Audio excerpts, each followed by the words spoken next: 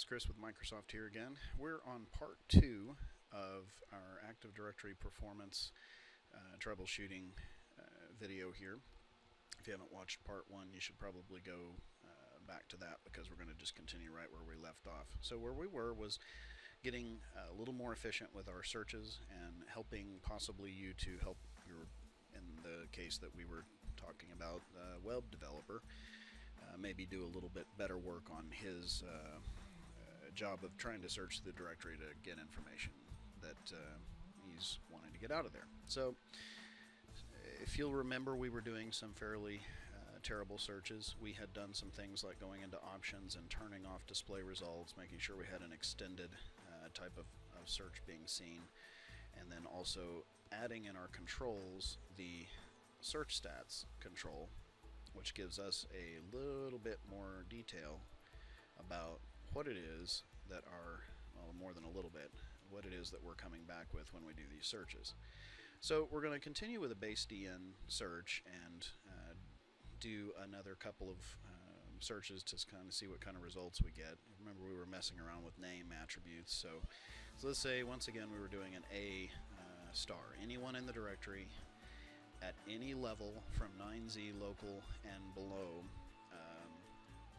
We would get anybody with a name that has A at the beginning of their name.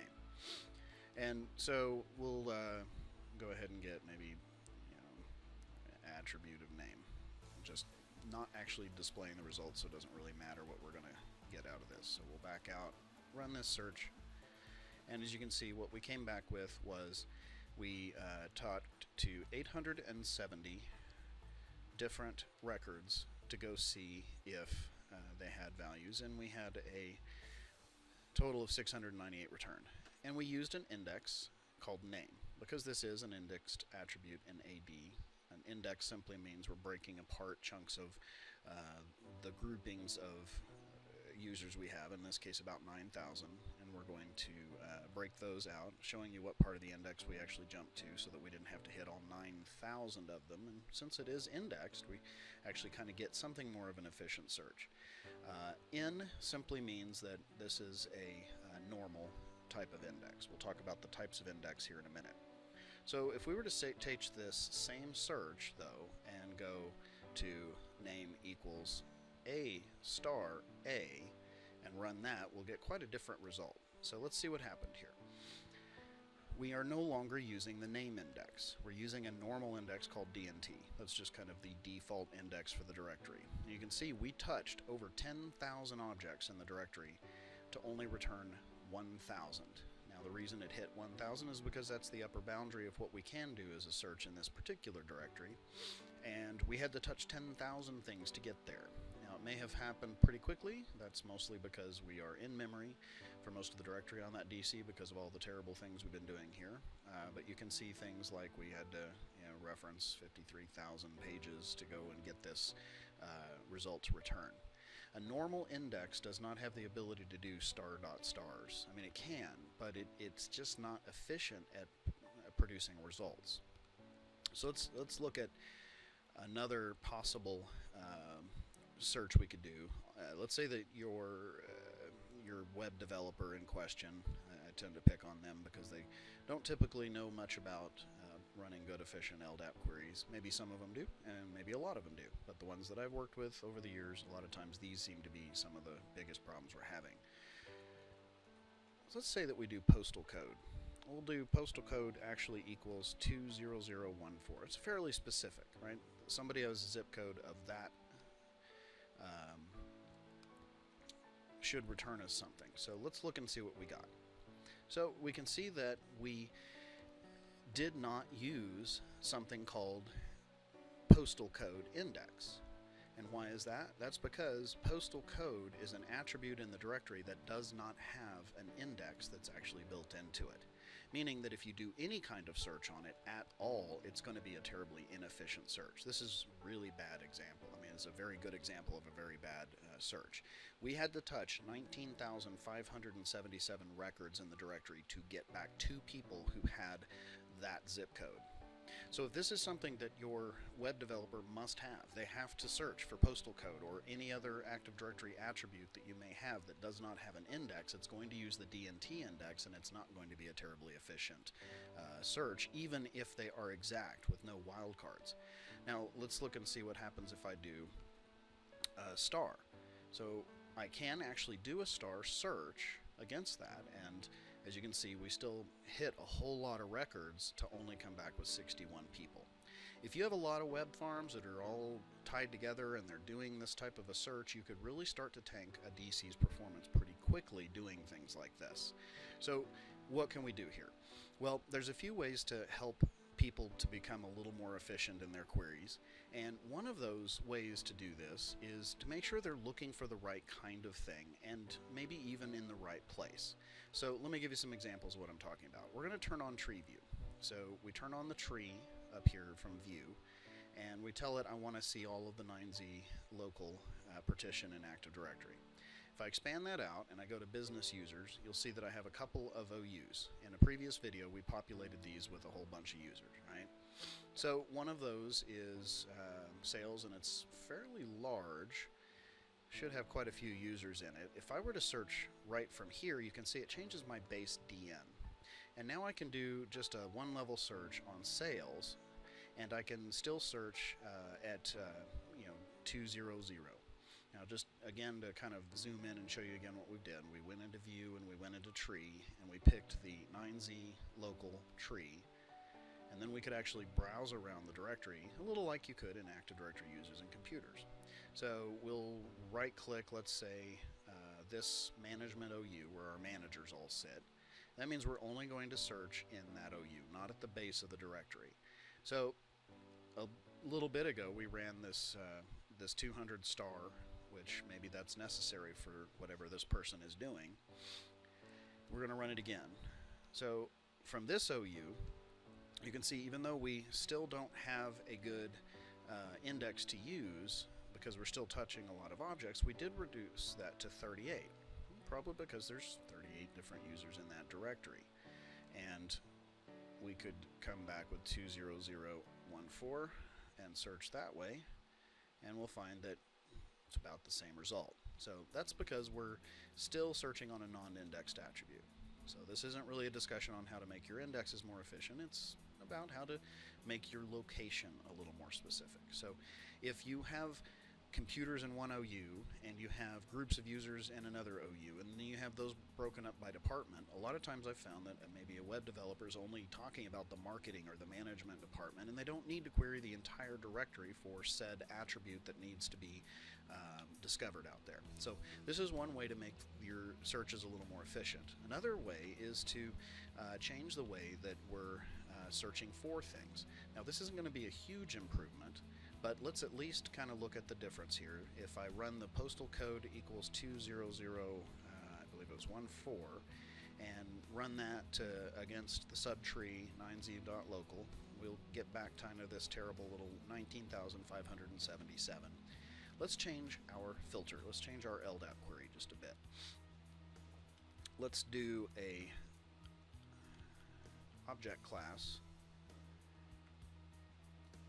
equals user and postal code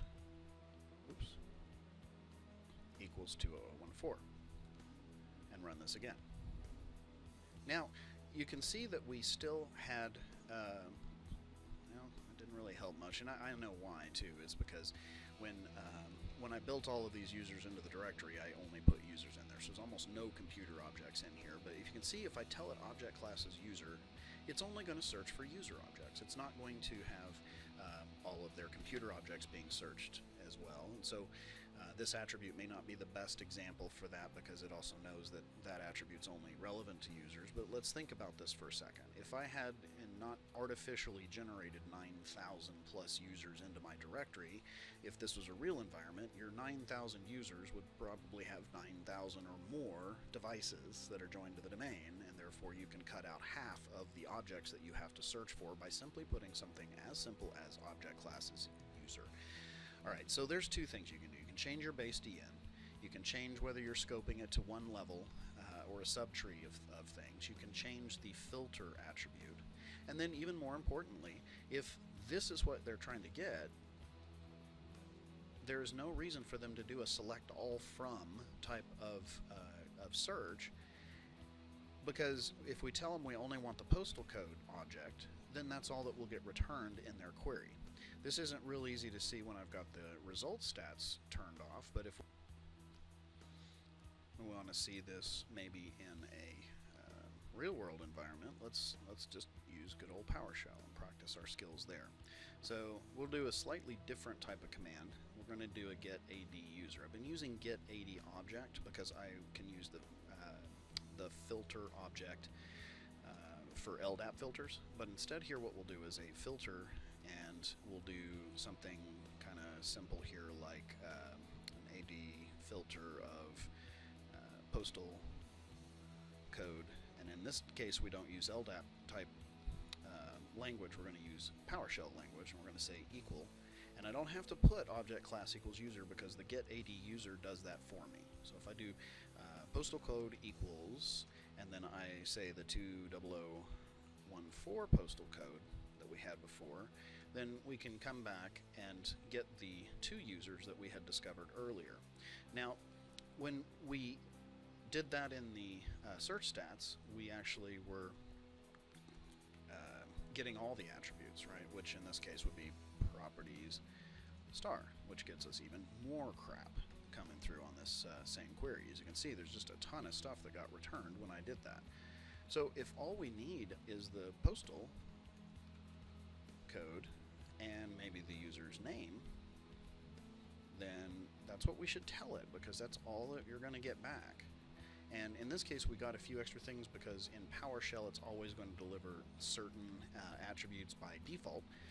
When you're doing that as an LDAP query, it's going to be a little different because LDAP queries, or just standard queries into the directory, do not have a default set of return attributes that you would get. But here you can see we've got postal code now being returned to us, and name that we could use so that the web developer could say, hey, if you want to search for somebody in this area, put in your zip code or even partial zip code, and you get back these things. But we only get so far by helping your developers do things like their search base. What if they really do need to search the entire directory? Or attributes. What if they need a whole bunch of attributes? Or even more frequently, what if they don't know exactly what or where they're going to be looking for it? So how can we help them make this better? This is when we get into modifying the actual directory. So if I switch over here to my schema master, you'll see that I've already gone ahead and pulled up the schema snap in here and gone ahead and found the postal code. You can see, sure enough, this index is not applied to this attribute. So there's a couple of types of index. A really simple one is just index. Now, indexing an attribute does have a cost, and the cost is your disk space, because the directory size is going to get a little bigger because it actually has to build an index. So on this server, and you may be asking yourself, Chris, how come this server's database size is smaller than the other? Well, they're never going to be exactly the same, but you can see we're at about almost 84 megs. And I haven't pre-tested this to see what it's going to do, but it should have an impact to the directory of some sort when we apply this index. So when I turn on an index for this, a few things are going to happen over here in the ntds.dit as it picks up that change and starts to applying it. Now, may not be immediate. We should see that happen. Actually, an event will populate in the event viewer, so we can go and look really quickly and see what event will populate in there. And as soon as it does, we should see some changes start to happen. We'll get a little temporary file that'll get created apart from. We may or may not actually catch that because that little file that gets created inside the directory only lasts for a short amount of time. And then we'll come down here and hopefully we'll be able to see the I've modified what goes into the events on this thing. Hopefully we'll be able to see the event happen. The other thing to understand is that each domain controller, as it gets told that it needs to index something, each time that this begins to happen, oh, and it did already do it. Okay, so the event is 1137 and 1464. I'll zoom in real quick and show you those. So we've got 1164 has detected that we need to build an index for the following attribute, postal code, right? And then it says, it has created successfully an index. So I guess that just wasn't a big enough value to actually create a larger database. And I was being kind of a bit of a wimp doing this because I didn't want to index a larger attribute that had bigger values in there because I didn't want to blow up my own directory here. But on a larger attribute that has a whole lot of data in it, and probably not just a bunch of numbers, what we would see is a slight increase in the size of the database. And let me make sure this other one well, actually we don't have to do that. We could just change the server that we're bound to. So let me disconnect and then connect to this other server, and then we're gonna bind, because we know he's already got the index built, and I'm not sure that 9Z already has that or not. So okay, so let's start at business users and do a search there, and let's change, actually we don't need to change really anything there, and see what happens now when we run this search. Alright, so quite a big difference, right? We went ahead and searched at the root of where all those business users are. There's 9,000 people in the subtree of business users OU. And if you don't believe me, I guess I could do all the way from the subtree and run this again. So I'll run this again, get about the same results. So something kind of interesting happened here.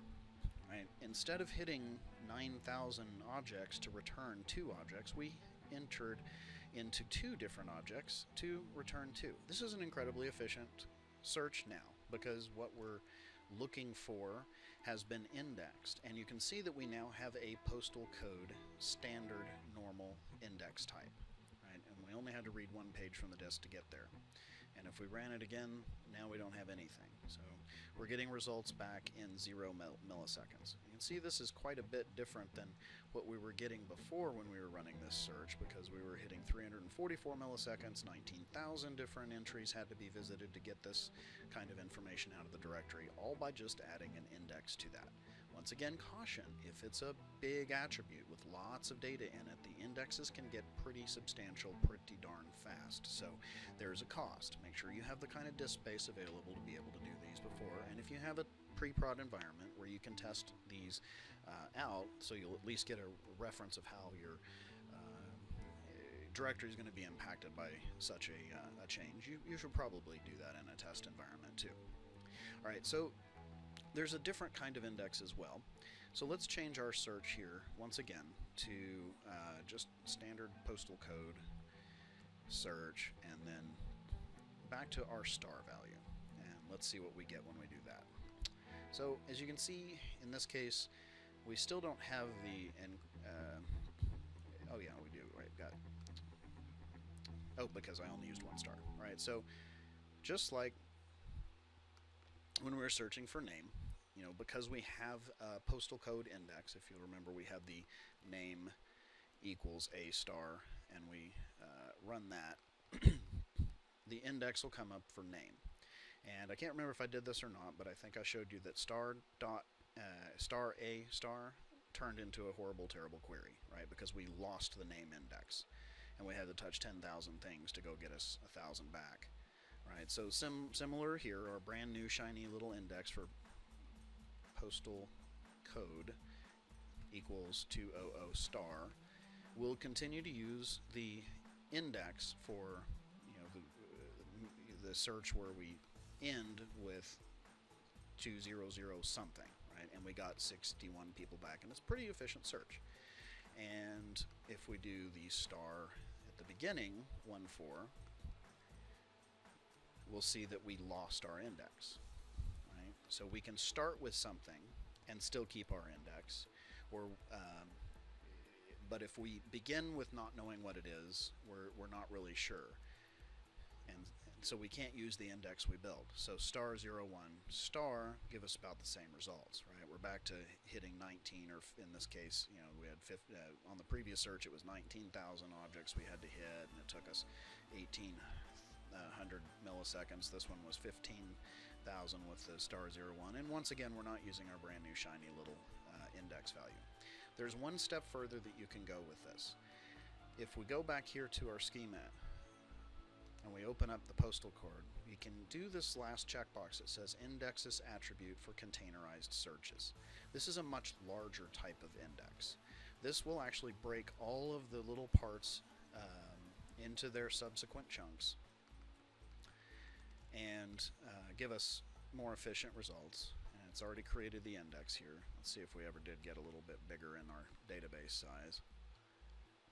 Yeah, it still hasn't happened. We've still got some transaction logs that haven't filtered in either too, so that may get bigger over time, but it's still not terribly impacting because it's just a bunch of numbers. Right? If this was something with a whole lot of free text in it, you could see where that could be a little bit of a problem. All right, so let's see if this helped our searching at all. So postal code star 01 star, still using the DNT index. Let's see if we can do this in enough ways that we get. Let's see, what was it? 014 that we tried, or was it 0014? I want to use the same search if we can. Now I'm still using the DNT index, and maybe it says it finished it. Oh, let's go ahead and run this search real quick because there's one extra thing I want to show you. Okay, so still showing as a normal, not medial kind of intersection type index. So I may not have picked that up quite yet. Oops. Zoom back out here. Yeah, kind of weird. That should have actually shown up as what we call an I. So an I or a T index would be what you would see if you had actually done a containerized. P is containerized, T is tuple, and I is an intersection. So N is what it's still showing up as. I've done something here that's causing it not to do that. We'll do this to a different attribute. It could be just because the daggum thing's full of numbers and it won't containerize it. But let me show you what that actually looks like as far as impact. So let's go in here and use one of our AD Bag of Tricks common tools that we always want to keep in our back pocket, and maybe run a command possibly that you haven't seen before to kind of talk about what gets created. And we should probably also go back to the event viewer and see what this index was that we created. We see that postal code got created one, 1464, so a new index for the following attribute. I can see that that's, oh, come on. Not really sure why it's not scrolling up and down inside of here. Okay. Oh, no such index. Okay.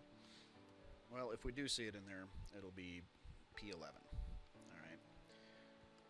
So what we're going to do is we're going to jump in here into NTDS util. And we're scroll to the left a little so we can see the commands as we type them while we're in here. So go ahead and activate the instance NTDS ACTIVATE. NTDS is your command. So now we're on that, and we'll go Files, and then we're going to do space usage. Oh, file maintenance. No, we're not in files. Files. Oh, we have to actually turn this thing off before we can do it. So,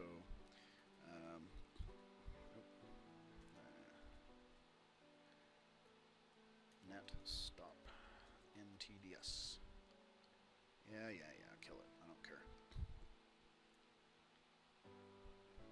Little trick there. NTDS doesn't like you touching it while it's running. So while we wait for that to get all the services stopped on here.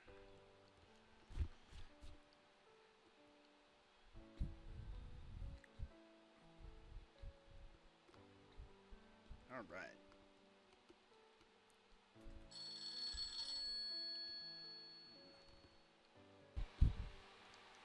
Sorry I had to pause the video for an extended amount of time there. Okay, so one thing before we actually start jumping in here and doing this, I need to push my buffers up because I want to make sure we get it all in the screen. So we're going to jump back into NTDS util, and I actually had done this and was right in the middle of it, and I had a pop-up message and then another phone call came in, and so I finally just decided to scrap that version of it, and that's how I know from looking at what you're seeing on the screen now versus what you were a few seconds ago, that it won't fit on one screen. I only say that because whenever things change on the screen suddenly after a pause, people start asking, what happened while you were paused? Alright, so we're doing the same commands as before. So back into files maintenance, and then we're going to type in the space usage command. And now what this is going to do is it's going to come through and show us all the different pieces and parts of the database. We obviously don't have time to go into like all of these, but this should give us a pretty good idea of what's taking up space in the database and what are the different pieces and parts. And I obviously changed the wrong setting for the buffer there. Okay, a little more screen buffer in here this time. Should be able to get a pretty good idea of what's in the database. Okay, on up to the top we go. Alright, so there we go. So showing usage information on the database, and you can see that we've got some pretty good information here on you know, what's in it, but what we're going to focus on right now are, you know, things like the actual ancestors index, which you saw come up in one of the tests that we did there earlier. You got your DRAs. Everything is kind of just listed with number type indexes here, and we can see the actual, let me see if I can just go over there, available and owned. So from here you can see how big the various indexes that get created are. Sorry, I'm fumbling over my words because I'm trying to get my thing to out zoom. So anyway, this new index was P11, and I'm looking to see if that one came in here or if that was just a temporary index, and see if we could point it out or not. There we go, P11. So this is the index that got created, and how big it is, and how much space we've got where it can be used. So there's a few things down towards the bottom that are kind of interesting as well.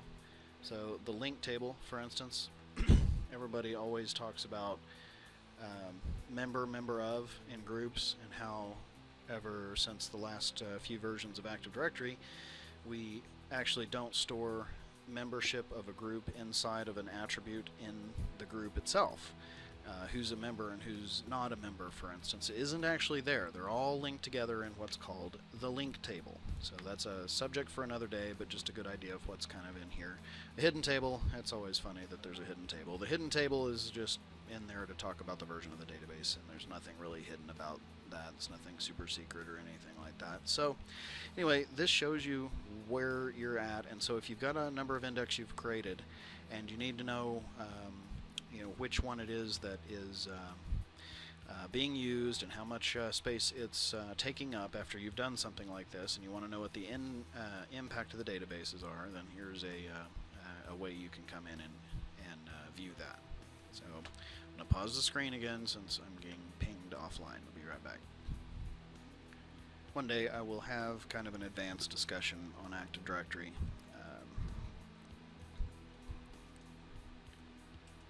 But I won't torture you guys with that today. Just wanted to kind of show you where you can look at the sizes and stuff. To do any more with this, I'm going to have to get all these services. Actually killed us a bunch of them, so I have to get a few services restarted, and then once that has taken place, I'll unpause the video and we'll continue on to the next part of this session. Okay.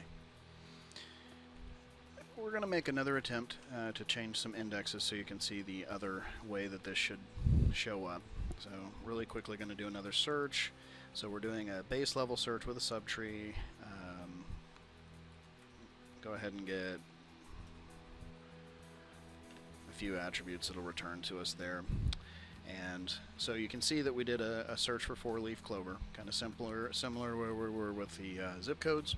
Hoping this will work out so that I can actually show you the other kind of index and how this will help. If nothing else, you at least saw where we can change it.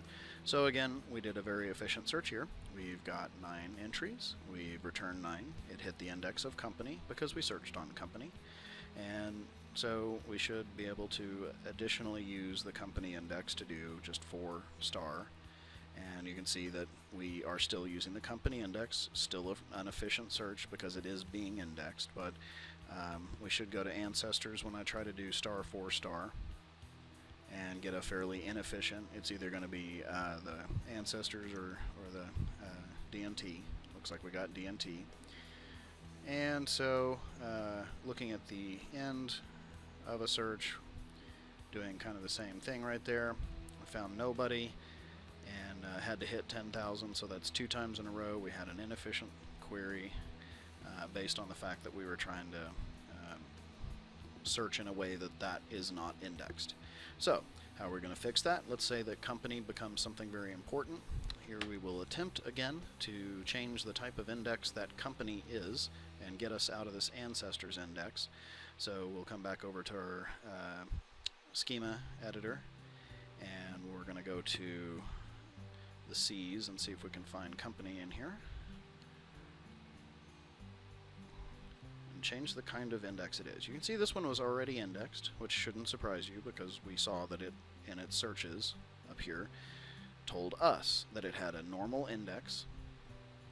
And jump back over here and index this attribute for containerized searches. So we now have what's referred to very commonly as a tuple index. And I'm really kind of hoping this time maybe we'll see something happen in the database that might change the size and see something that's going to indicate that it saw that it needed to create an index for that attribute. We've got that happening. Looks like it's getting it created now. Oops, that's not going to help us. Yeah, new index is needed for company. This one would be 20092 if we wanted to go look at it.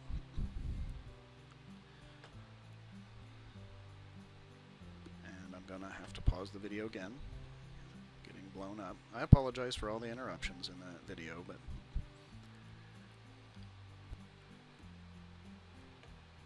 okie doke.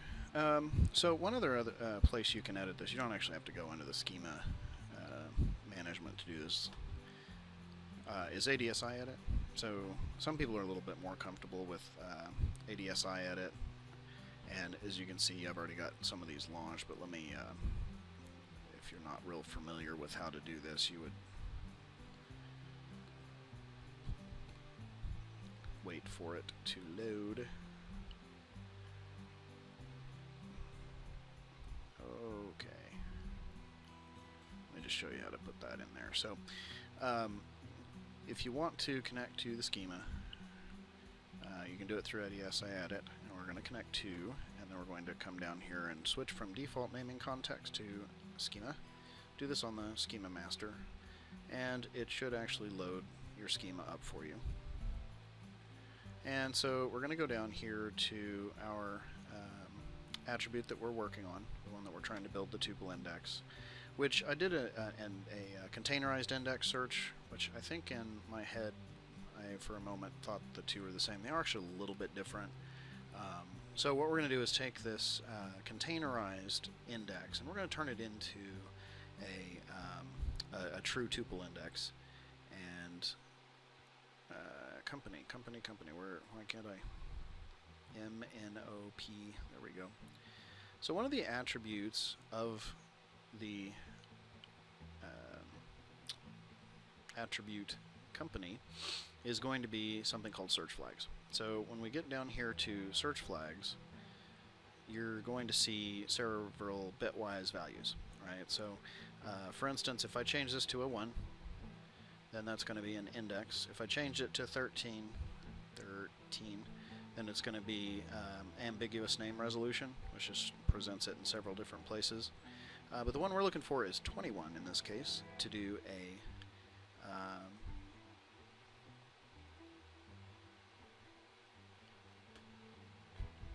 sorry, I'm trying to get my views for zooming and not zooming. It would also help if I used the correct value. This is actually not 21, it's why can't I do this in my head? I'm looking for a value of 21, which is that 35? Yeah, so it's containerized and tuple. I actually think we want, we want it to still be copy as well. So 33, I think, is what we're looking for. Yeah, index, tuple index, and I'm losing the copy attribute. Can't do it in my head for some reason right now. So we're looking at 33 as a decimal, which shows it as 21 in hex. And when I click OK, we should see, once again, zoom back out. We can see the database is actually getting a little bigger now. So not much bigger, but a little bit bigger. And we should see that we have, again, gotten some events indicating that we're building ourselves a handy-dandy new little index. And that needs to get replicated to the other one, and it needs to finish maintaining that and getting that task accomplished. And so after that, we'll switch back over to our client and run our search again. So same search, not even touching it here. Remember last time we ran this, we were doing things like 4-leaf clover and searching for 4, and let's see, what was the last one we had? 4, star 4, and it got us an ancestors index, and we got entries visited 10,756, and we want to cut that down. So let's run it again. Should already have it in there, and there you go. Got no results, but we only had to hit 9.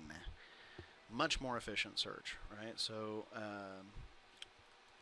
star 4 star, we got 9 people working for the company. What was that company even called? I can't remember. It was for something or other. 4-leaf clover. How can I forget that silliness? All right, so now we're doing for anybody that has the 4 or leaf. And there we go. So there's 22 people. We've only touched 22 things to get 22 things. Very, very efficient. 78 millisecond search using our new company, newly modified, I should say, company index that is now a type of T. T-type means tuple. So because we changed the ADSI edit properties to have a tuple index, it built a tuple index. And as long as you don't mind wasting some disk space, and you have somebody who really needs to be able to do containerized or star dot something star searches to go find properties in the directory, once again as an example, a web server that needs to do names with searches on name searches on people where people don't remember the exact name, right? They maybe remember that, for instance, my name is Chris, but really you'd find me in almost any directory as Christopher. So trying to do name equals Chris exactly